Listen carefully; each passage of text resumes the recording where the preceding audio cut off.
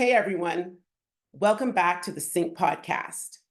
This is the space where we bring together a community of inclusive-minded individuals and organizations who are committed to driving real and lasting impact. Because inclusion isn't just a concept, it's a commitment to ensuring no one is left behind. Each episode, we sit down with change makers who are reshaping systems and building equity in their industries. And today's guest is doing just that in the healthcare space. I'm thrilled to welcome Bob Gold, the Chief Clinical Behavioral Technologist and founder of GoMo Health. Bob is one of the world's leading behavioral technologists with more than 20 years of experience applying cognitive science to healthcare. His work focuses on integrating psychosocial and personal determinants into physical and behavioral care plans, especially for underserved and vulnerable populations. Through GoMo Health, he's transforming how health systems, pharma companies, and governments deliver care, making it more personalized, equitable, and sustainable. And if that weren't enough, Bob's work is also helping healthcare professionals rediscover meaning and joy in their practice. Welcome, Bob.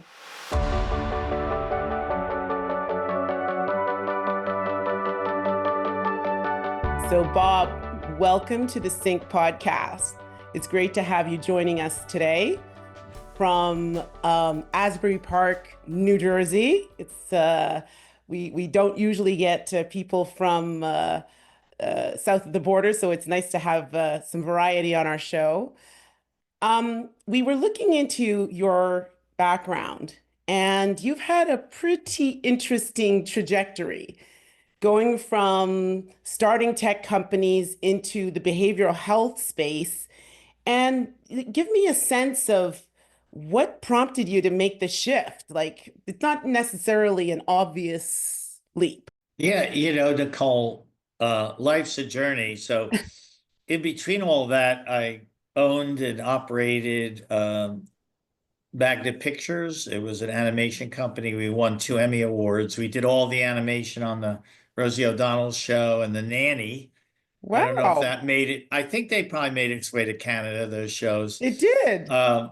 And then for 5 or 6 years, I decided to buy a 90-acre plot of land. I turned it into an organic farm. We had a community-supported agriculture program, and very fascinating. So yes, I've done a lot of different things. You've reinvented yourself multiple times. You actually make me think of a friend of mine who, during the pandemic, he left his job as a CFO in the mining industry to go start to become an olive grower in Greece, and he now has multiple olive groves. So you're a bunch of Renaissance men in my orbit here. There you go.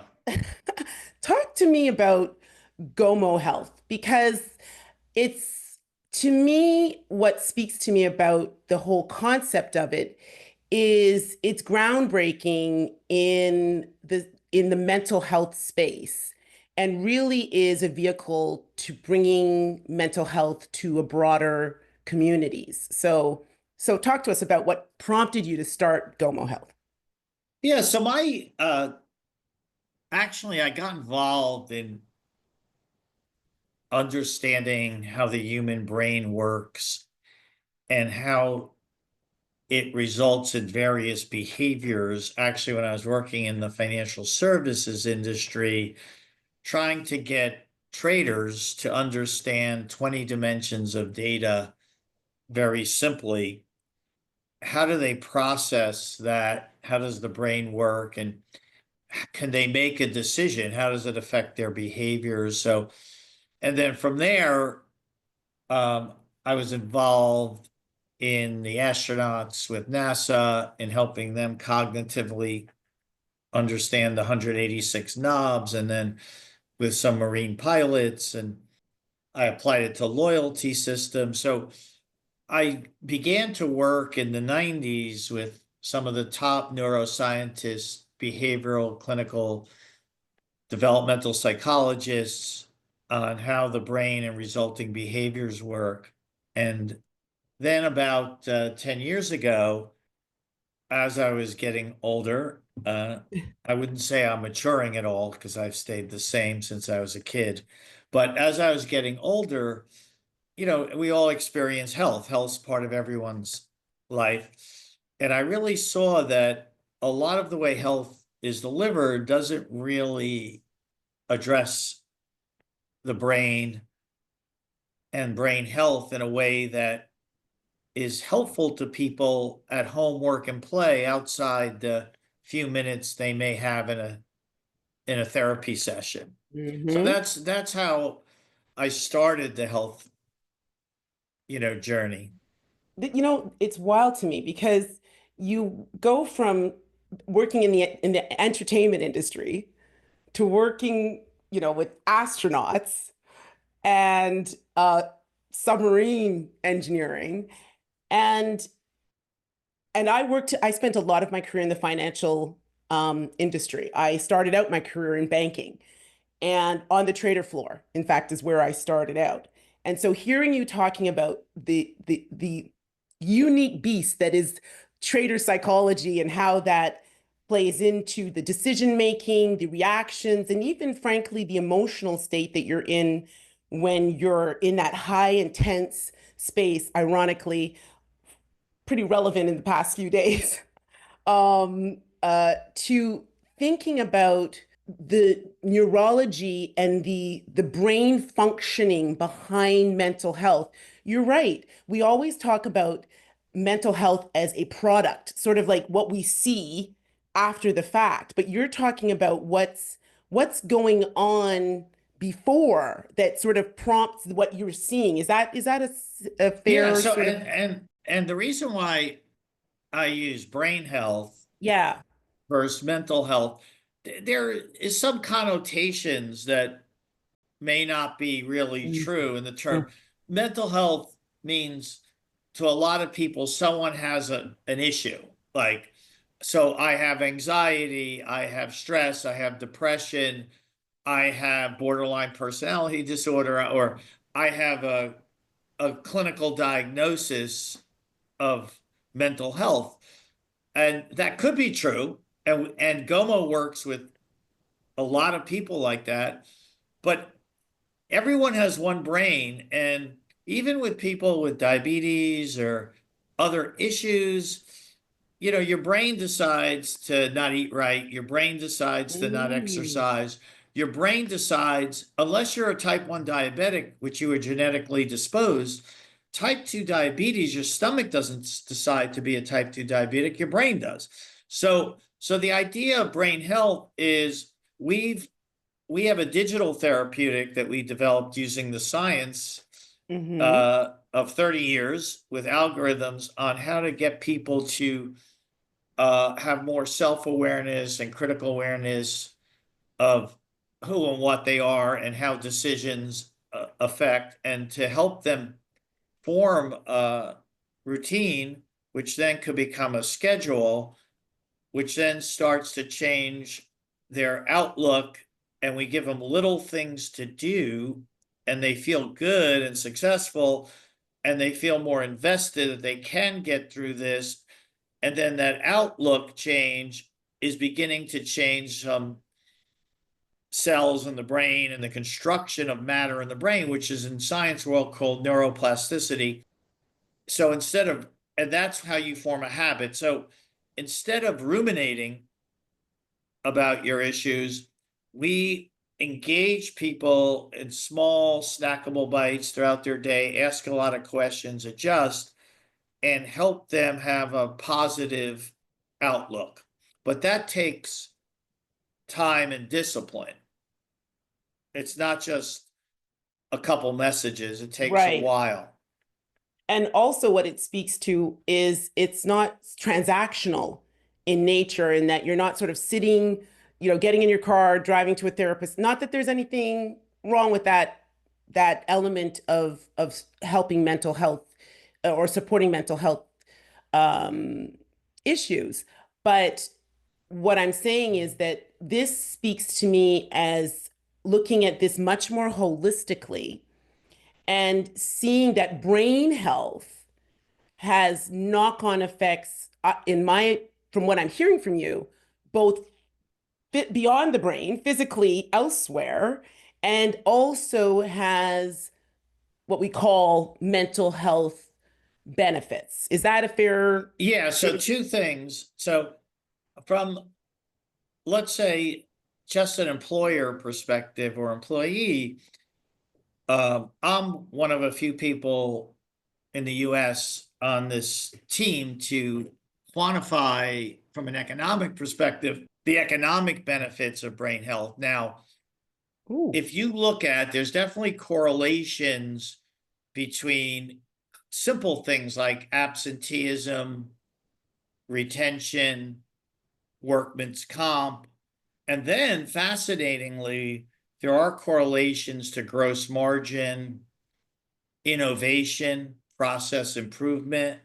So, yeah, so the idea of helping people, their brain get better, the opportunity to help people brain get better not only helps the individual, but can help a company, a government, a healthcare institution, right? So it has far reaching effects.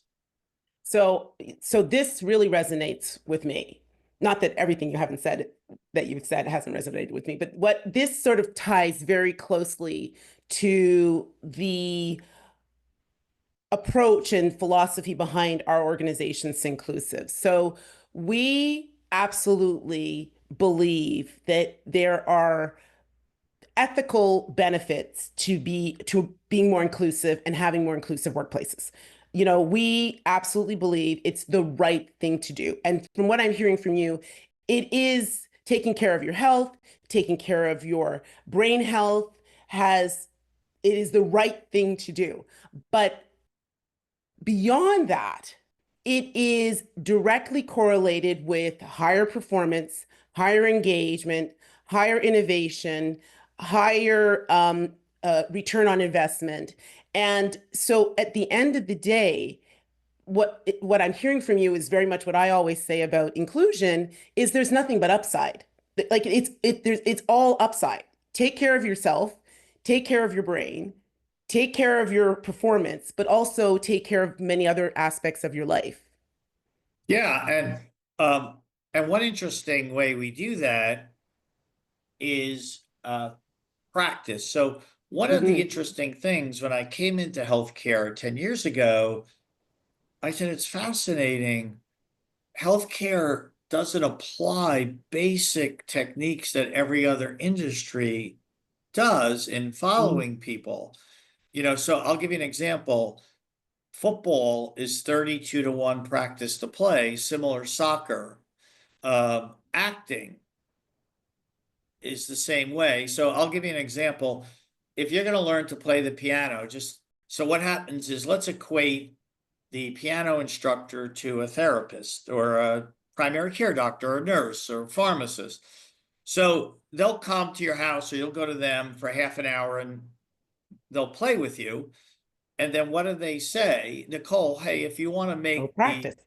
high school band, you have to practice an hour a day. You want to make the Toronto Symphony, oh, that's 4 hours a day. You want to make the Boston Symphony, it's 8 hours a day.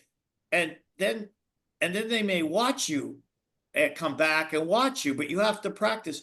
Well, what's the concept? I wake up one day and the world's messed up and I have tremendous anxiety. I lost now I'm becoming depressed.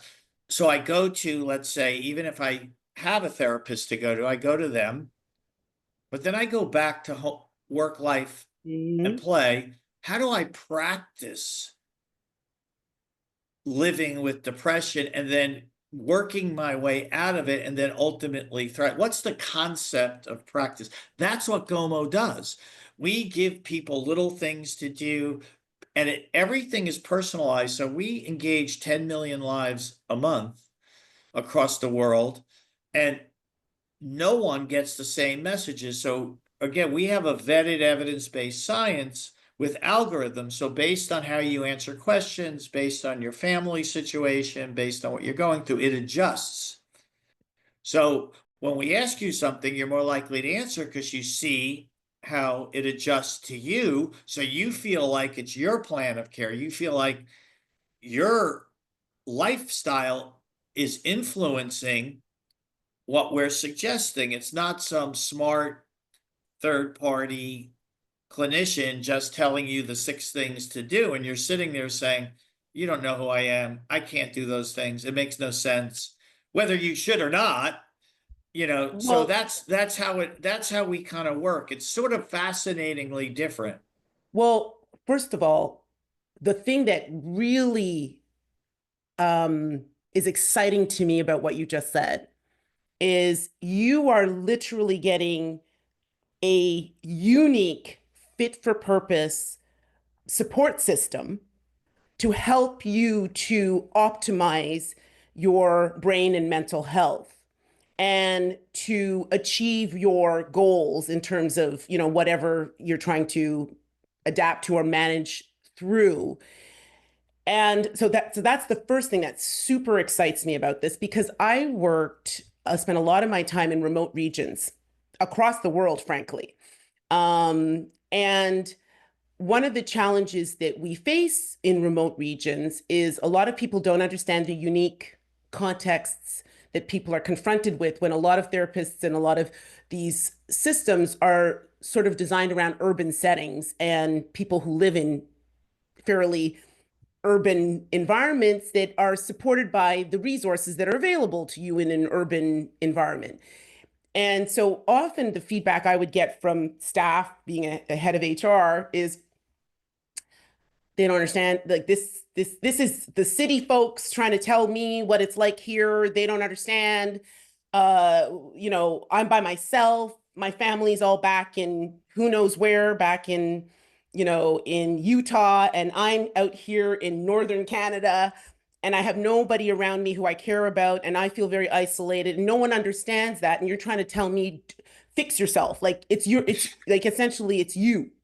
And so what I'm hearing from you is this is looking at meeting you where you're at and adapting to something that's taking you incrementally along your journey to where you want to be. And Yeah. something So that's it, customized is rare. and, I'll give you a concrete example in a second about that. But in many people's lives, GoMo is the only intimate thing they feel comfortable saying Wow. things to.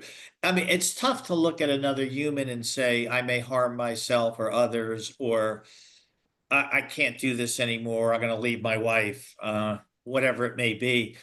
But telling us, because we're non threatening and they see how we are supportive, we can help them alter their thinking errors through our algorithms, right? Because that's what we're doing. So to give you an example of what we're saying, so uh, and we would love to do programs in Canada with the Indigenous folks, I but love to give that. you an example, we have a program in Montana, and 25% of the folks are from Indigenous tribes.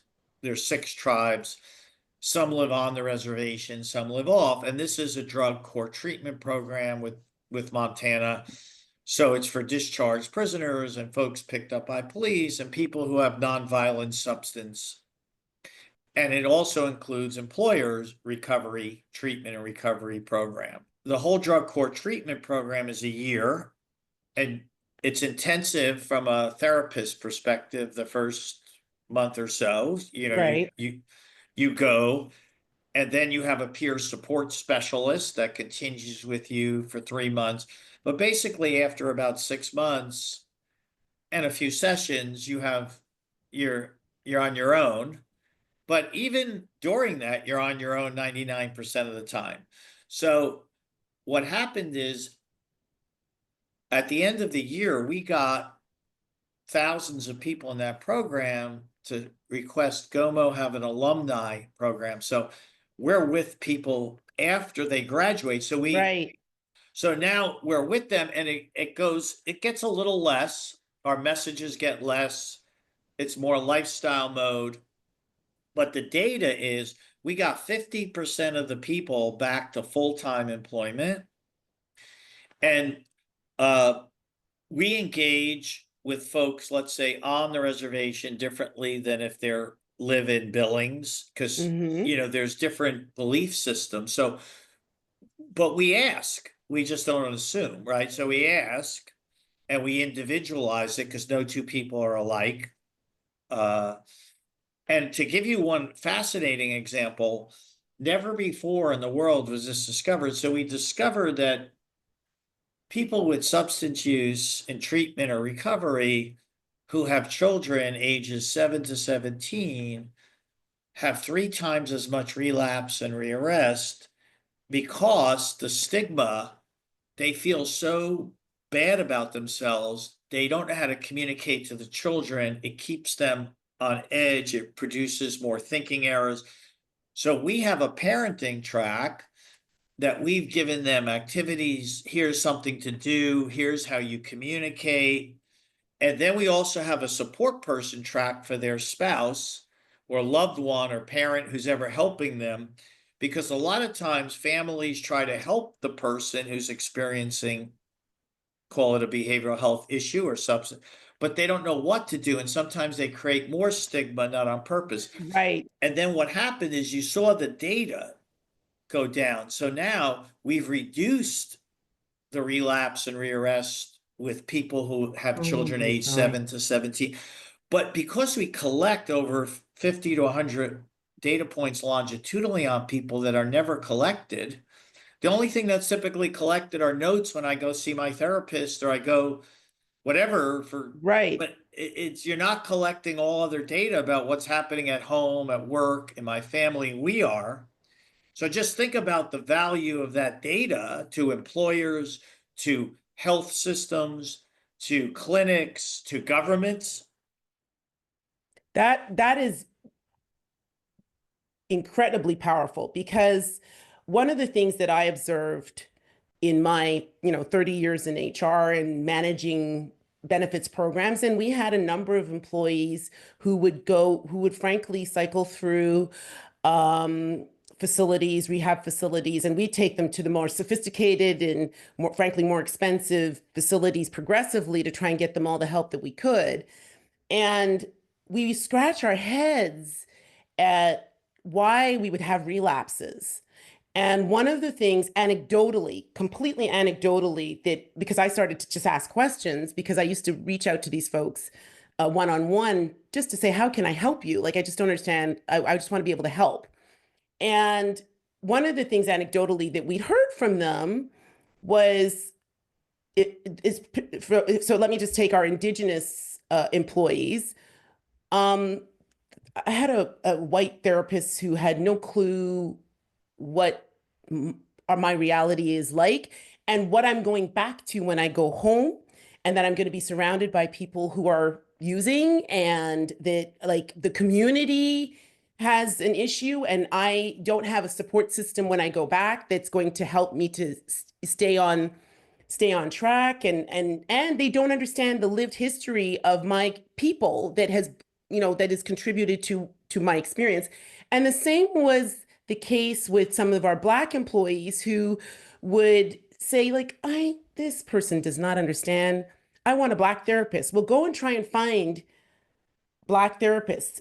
There was a time when you could not find therapists that could, that sort of would meet the needs of the employee.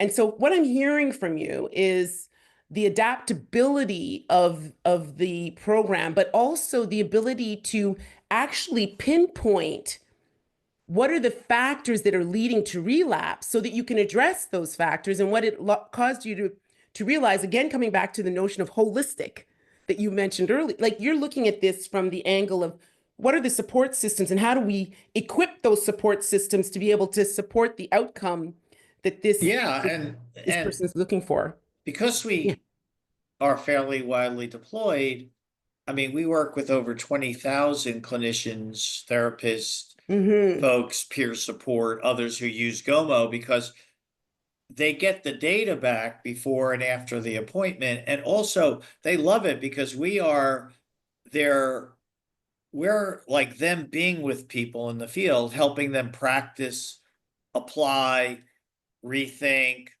the very principles that they're teaching them in a group or individual session. Now they're able to apply and practice it. And interestingly, what some organizations, behavioral health organizations, have done is they use the data from people that are collected in their group sessions and they spit it back to people. Hey, we see that a third of you think this and that. So now they've figured out how to integrate a digital therapeutic with human therapy in one seamless protocol, so it's not separate, right? So Right, right, right.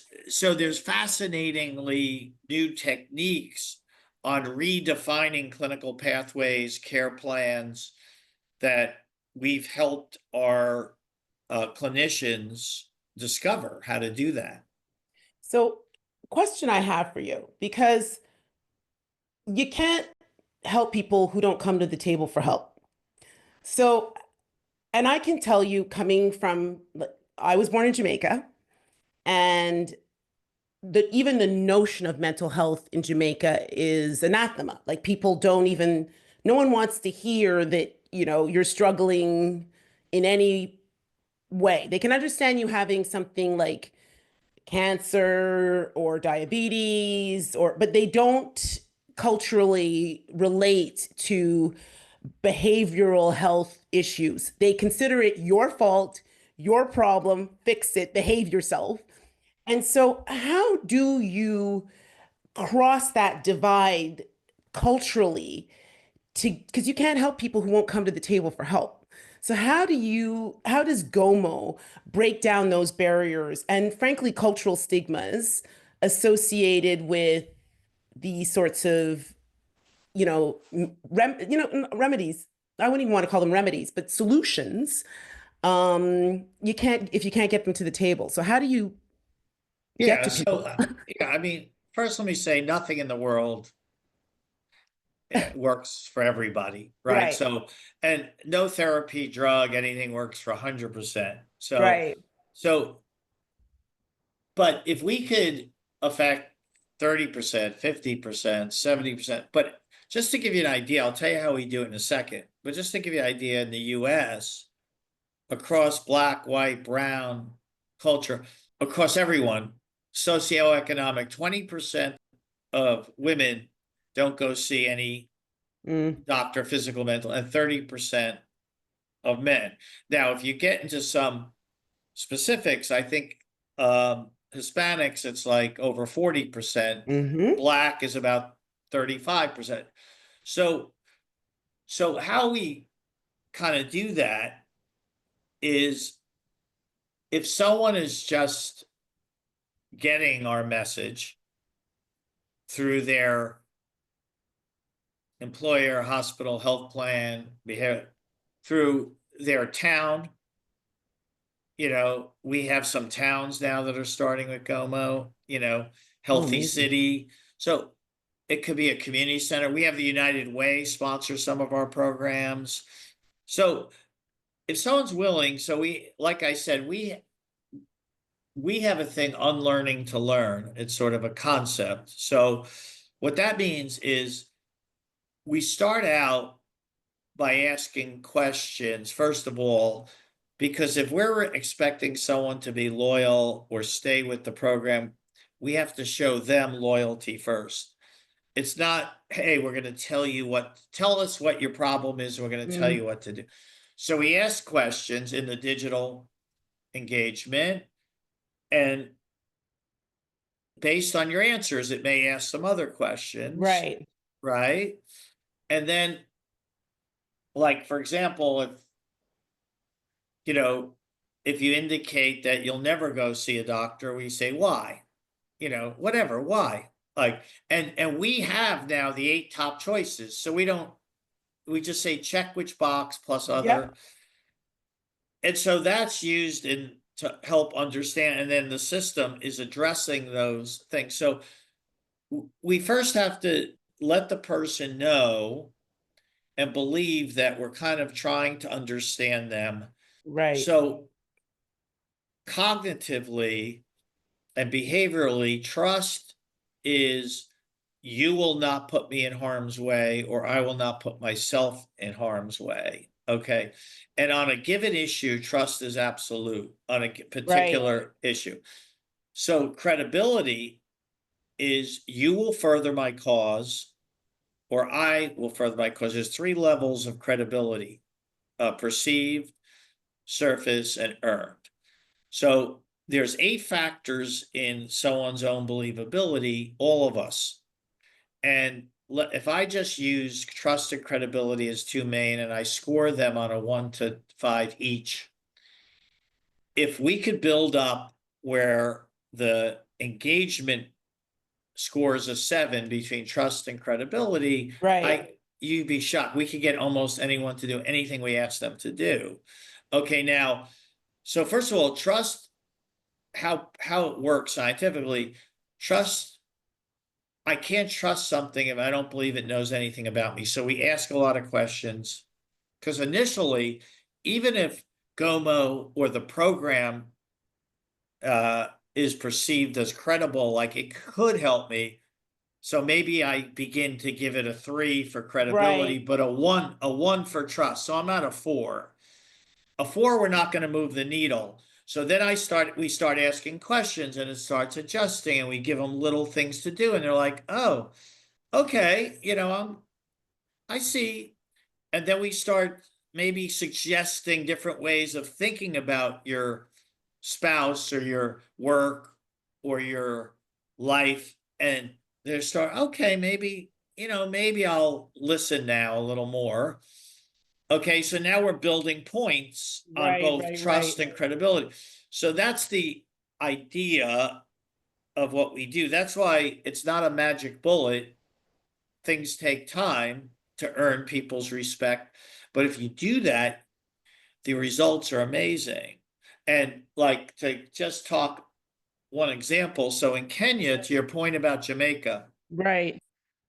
so we have a program around pregnancy, and we reduced the preterm birth rate of women in Kenya who go through our program from country average of 12% to under 1%. Now, interestingly, we discovered that in many parts of Kenya, what you said about mental health, especially with Mhm. women, like they don't, the doctors, the OBGYNs or pediatrician, whatever, they don't want to deal with that. There Nope. was no protocol, there were no social workers, there was no one helping the woman with her mental state. So we were. And then what we did is we collected this data and we showed it to the largest health system in Kenya, who's our partner. And they agreed to add social workers to their protocol for the first time ever in the country based on our data. So we helped them realize that their belief system in not addressing that needs to change. And we changed it.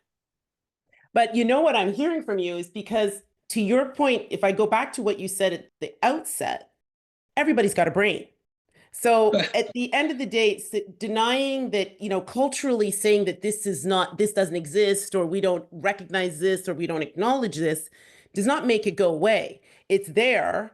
And what I love about what you're saying is you're working the inroad to these communities that culturally this is not part of their lexicon, it's not part of the things that they're thinking about, is go use working with their community and their systems and their structures and the people that they already trust is a way of getting them to at least try these new tools and systems and processes and ways of looking at things and thinking that has all of these systemic benefits to Yeah. the community.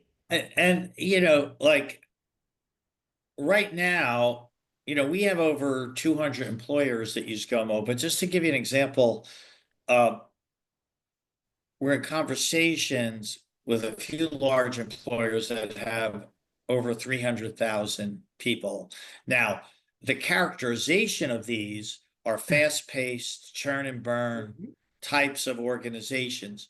So Now the income is at least middle to upper, they pay well, Hmm. but there's tremendous, you have to be away from your family, you have to travel, you have this churn and burn mentality, you can't do this.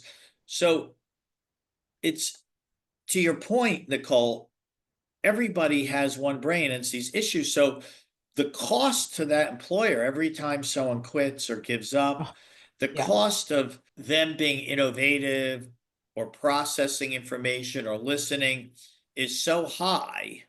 So those are just as valuable as the examples we gave about an indigenous person exactly. way up in Canada. I mean, people are people, and that's why I use the term brain health. It doesn't mean you're clinically diagnosed with an issue, but how do I cope with my life, especially today with everything going on? Well, it's funny because, a few things come to mind. I would say, even let's take pandemic to today, because frankly, the last 5 years have been, a bit of a poop show. And we've we saw so many people struggling with mental health issues and struggling just with coping, uh, to a new paradigm that we were literally thrust into during the pandemic. Like one day to the next, we're isolated. We have to queue up to go into the grocery store. There's services that you just simply can't access because they were shut down. And schooling was completely different. Kids who were starting school were not even physically starting school, they were starting school online. And teachers were having to adapt. My husband retired because the pandemic was just brutal on him as a professor. And so I think more and more these issues, like GOMO, is going to be is more relevant than it ever was, frankly, in my world, anyways, before. And the far-reaching capability of GOMO is what really excites me, because it means that if I'm in a rural community with a population of 300 people, I can get support. Right, And I'm not dependent. I mean, it requires communities to tap into this in order to be able right. to get that support. But the second thing that comes to mind also after what you were saying, and that's in light of, the world we're in today, is how do you deal with this? We're dealing in this world where there's such skepticism around health, and everybody thinks they're an expert on health, and we've got these outlandish theories. I'm going to call it what I think it. I call them outlandish. I consider them outlandish theories that people are not founded on any medical or any scientific basis. Like, how are you dealing with all of this? Because this is going to create hurdles for you working in the health space, any kind of health space. Oh, believe me, I need a lot of help on my brain health going. In healthcare, to move a staple 1 inch is 20 committee meetings. So yeah, so look, it's, you have to, like any change agent, you have to fight through it. There are pockets of people, so we don't need to do it everywhere. We find people who are really into Yeah. this, and we could do it one community at a time, one employer at a, it's fine. We just need to find the right people. But to tell you a story about the far-reaching nature, here's one thing that I didn't accomplish that I would love to. So this is about 5 years ago or so. It was pre-COVID. I got a call from the National Health System of Ireland, Mm, and they're running out of money, less money, and they had to close a lot of their remote clinics in Western Ireland. And so they wanted someone to come and talk to them and their hospitals and the folks, like, how do they deal if there's no clinic available now for 4 or 5 hours away? Like, what is the engagement approach, whatever. So I went over, and my kind of tour guide driver that picked me up and went with me.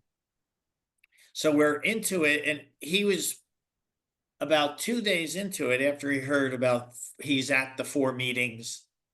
He goes, Bob, here's what I'd like to do. He goes, believe it or not, I was a Catholic priest. for 20 years and I got burnt out. Mm. So now I work at a regular job. I just got, I'm going to talk to the Archbishop. He goes, think about it. Catholic priests have zero to talk to. Like everyone, they need to be looked upon as I could go talk to them. So they can't see their local psychiatrist, counselor. They can't, and they can't get married. So so they really have no outlet. So it's all built in. And I just like I couldn't take it. So I left.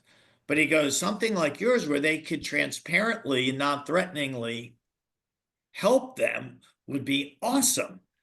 So anyway, so we had a couple meetings after that. He tried, but it never went anywhere. But I'm just giving you an example. That is a perfect example.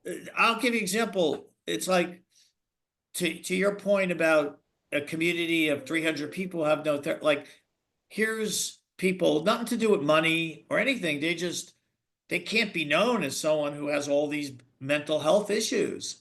Now, whether that should be or not, they need an outlet. GoMo could be that outlet. So it's very interesting to think about that, or it could be executives at a company. Forget all the employees for a second. It could be management. And I can tell you, having worked in senior executive roles in some of, the larger companies in the world, uh, executives, I think a little bit more recently, they start to take care of their mental health and there's a little bit more focus on those things. But for the longest time, there was a huge stigma around someone who is seen as leading the ship, needing help of any kind, frankly. And I come back to what you said before that I've said repeatedly is everybody's got a brain. We're all human. Why do you think that because you're in some sort of lofty position that you're exempt from needing any kind of support? And I think the key to what GoMo does is it meets you where you are, from what I'm hearing you. So suppose you don't necessarily have a diagnosis per se, but you just want to feel better, or you just want to, or you set a goal for yourself. It, from what I'm hearing, it sort of gives you something, assesses you where you are, and then it takes you where it helps you to get where you want to be, wherever that Yeah. is. So yes, because you know, it's basically like to simplify it, a big business rules engine. So if we're licensed by an employer or a clinic or a town or a tribe, and they say these are the things we're trying to do, these are the measures, this is what we want to try to Right. make. We configure the algorithms to against those particular things. So it's not the same for everyone. So if it's more like, hey, this is a motivational tool, that's it. We just want to motivate and inspire people. But how people get inspired are individualized. So GoMo is good at that. We ask questions, and our system, even though it's in messaging, has the tone could change, what we present to you, the way we do it. So it's set to the issues or challenges that the organization has. It's not just one Yeah. size fits all. That's how it works. I love that. And so I'm going to take you back to something we've heard you say. And you talk about bringing joy in practice back to clinicians. What do you mean by that? And how does that tie into what GoMo means for clinicians? Because, we've talked about what it means for patients, or I don't even want to use patients, users. What does it mean for clinicians? Yeah, so there's two, I'll just going to divide it into two areas. So at the real tactical behavioral economic level for clinicians is we've increased appointment shows like in Mm. many of the programs from 50% to 90%. So in a lot of cases, clinicians don't get paid unless people show up. So at one level, having people stay, because in mental health or brain health or in anything, "Oh, I'm feeling good today, I don't need any more help." you know it's like once and done. Okay, so at a real tactical level, there's some financial gain there, but what it really does for them is, how could they help? There are people who go into that role, it's a helping profession. Yeah. They want to see help. And if you look at it, they get frustrated because they can't be with, they're telling them what to do, but they can't be there with them. They can't help Mhm. them practice. And they can't just field calls all the time. And they have a life too. So what we for the clinicians, we're doing 90% of the communications, basically all the engagement when they're not with them for their 15 minutes or hour, which is 99%. And we're reinforcing what they're doing. So the outcomes are much better. They're Right. like, if you look at the A1C gets lowered, the weight, um, hypertension goes down, they're staying on their meds if that's what's required. So it's like clinicians feel like better because they're accomplishing more Right. at a human level. Okay, and they're getting more interesting data, which alters some of their thought process about how to spend their 15 minutes with someone. Like, okay, because they're getting other data that they never had before. Um, so those are some of the ways. So it really brings back a lot of joy in practice. Plus, a lot of folks feel, oh, the money ain't what it used to be, and Mhm. we have to Mhm. see 5 times more patients Mhm. to make a buck. Well, with GoMo, they can see a little bit more patients and not be on call 24/7 because we're engaging, and then we do escalate based on certain business rules back to the humans. Okay, based on their business rules. So yeah, Right. so it really helps them, the staff, accomplish what they need to accomplish. It helps with referrals. People say, "Oh, where do you get that?" "Oh, I get that from Dr. Jones." "Oh, my therapist or doctor doesn't help me in my work life." Like, "Oh, that's fascinating. I'm going to switch to Dr. Jones." So it also helps with referrals and Of helps course. their brand in the market. That's why. That's how we bring back joy. Well, I think that's fabulous because really it's your own little pocket tool as a clinician to stay connected with your patient outside of, to your point, the time that they're interacting with you directly. So where do you go from here? Like what's the next horizon? Because you're like someone who's been all over, done almost everything. So where do you go from here? Oh, there's so much more to learn and do. But we're going to be announcing this summer the formation of a specialty women, children, and family division of the company. We just co-sponsored with the Center for Brain Health, University of Texas, the first ever deep dive into the women's brain and its effect during pregnancy, menopause, and other things. So fascinatingly, we had Dr. Emily Jacobs from UCal Santa Barbara show that a woman's brain changes more during pregnancy than an adolescent brain changes. We had Dr. Jessica Shepard talk about the brain and the effect on hormones during menopause. And those are things that haven't been well researched or No. studied. And then the what to do about them, the effect on a woman's life and behaviors. So GoMo has a line of specific programs around women's health, brain health, that affect their body in ways that don't happen in men, right? So that's exciting. Like we're That is really super exploring. exciting. So that's something we're going to be really diving into, and we're looking for partners and folks. And, if you look at it, like a lot of our clients are hospitals and health plans Hmm. and some employers. From an employer perspective, every hospital and health plan are 80% women, approximately in the world. 80% women, the nurses, the dietitians, the social workers, the blah, blah, blah, blah, Hmm. blah, blah.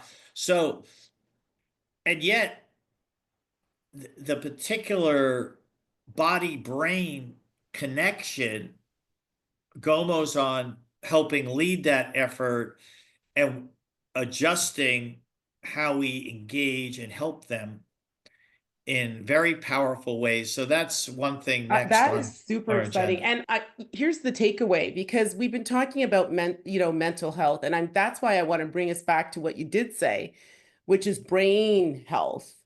Because, people think about the more dramatic or acute mental health issues when they think about the kinds of support and interventions that you may have.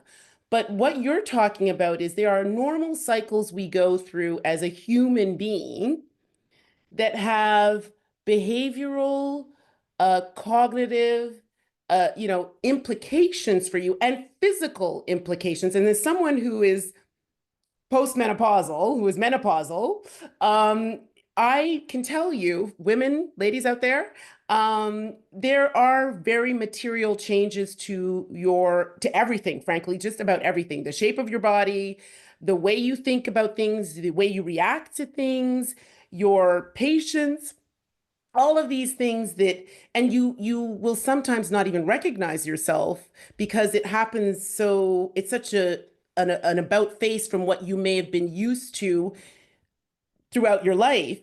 And to think that you are starting to dive in to understand more what's going on here, that is absolutely going to be very welcome. Let me speak on behalf of women, at least that I know, very welcome. Yeah, and just so you know, seven out of our top 10 execs at GoMo are women. So we I love over that. index. And so just a couple comments. Yes. Some of our modules, to get specific, depending on the circumstance and the people, are flexibility of thinking. So think about that in a work environment or in an organization that there's a lot of change going on or issues. So it has modules about exploring how you think and helping you look at things from multiple dimensions, other dimensions, right? So it's not necessarily I'm having issues, but how can we help you? Imagine if you're a manager, supervisor, or even trying to solve a problem at home, or how do you think? The other is social connectiveness. And there's more lonely, isolated people who have 20,000 friends on their social Mm-hmm. thing. Mm-hmm. But what's really connectiveness with people, and what can you do to form those bonds? So those are things we do in our science. I'll just give you an example. It's not just, okay, you're depressed and make sure you take your antidepressant med. It's like really, it's just helping people. So my summary and my conclusion is we're the brain gym. Right. So people go to a gym for their body. What's the gym for the brain? That's never been around. But the brain controls the body. So if you don't have a healthy brain, believe me, your body ain't going to be healthy. So if you want to sum us up, we're the brain gym. We help you practice. You're the brain gem. We're the brain gym. Well, we're going to let you go, Bob, but we always ask all of our guests this last question before we let you go. How do you make sure that you are always living your values and your purpose in the work that you do? I don't know how to answer that, but if you go to our, that's who I am, and That's that's who you are. who we are. And there's no one at my whole company that is not living those values. They don't last. So, Love it. even though we're not a nonprofit, I tell our people, I believe we help more people in the world than most nonprofits, Yeah. because being a profit or nonprofit doesn't have to necessarily do with all your values and what you do. So this is kind of the give back. And we're hoping to break into Canada and do more of this work in Canada. So Yeah. Listen, we need you in Canada. I'm hoping to do that. Well, we'll be in touch, Bob. And just for our guests and our audience, Bob Gold from GoMo absolutely incredible work that you're doing. We'll make sure that your contact information and everything and how we can reach you is available in our podcast when we launch it. And I also want to let everybody know, please like and subscribe so you can get more of this stuff and keep in contact with the Bob Goals of this world. But thanks so much for being with us today at the Sync Podcast. You're welcome. The call was a pleasure. Have a nice rest of the day. Thanks.